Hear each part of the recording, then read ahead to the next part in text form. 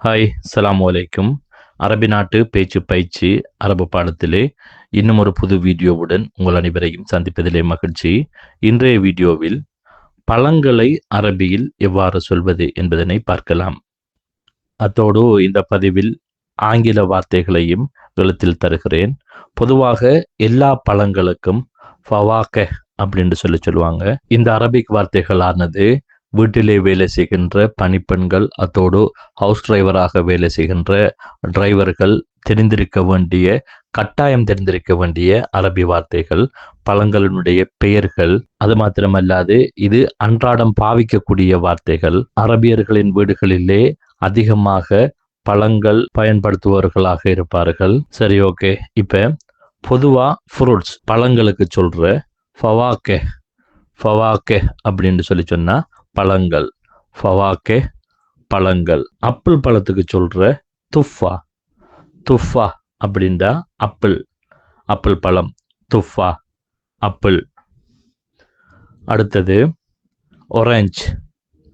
ஒரேஞ்சுக்கு சொல்ற புர்த்துக்கால் அப்படின்னு சொன்னா ஒரேஞ்ச். ஸ்ட்ராபெரிக்கு வந்துட்டு ஃப்ரௌலா அப்படின்னு சொன்னா ஸ்ட்ராபெரி. அடுத்தது வாழைப்பழத்துக்கு மோஸ் அப்படின்டா வாழைப்பழம், வாழைப்பழம். கிரப்ஸுக்கு இனப் அப்படின்டா திராட்சைப்பழத்துக்கு இனப் அப்படின்டா திராட்சைப்பழம்.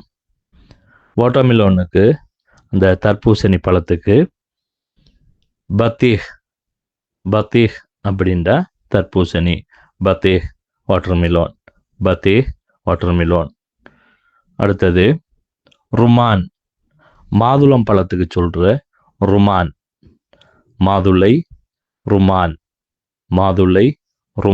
அடுத்தது கொய்யா பழத்துக்கு ஜவாஃபா அப்படின்னு சொல்லுவாங்க. ஜவாஃபா அப்படின்டா கொய்யாப்பழம்.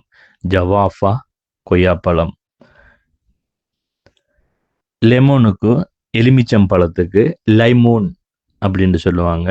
லைமூன் அப்படின்டா எலுமிச்சை, லைமூன்.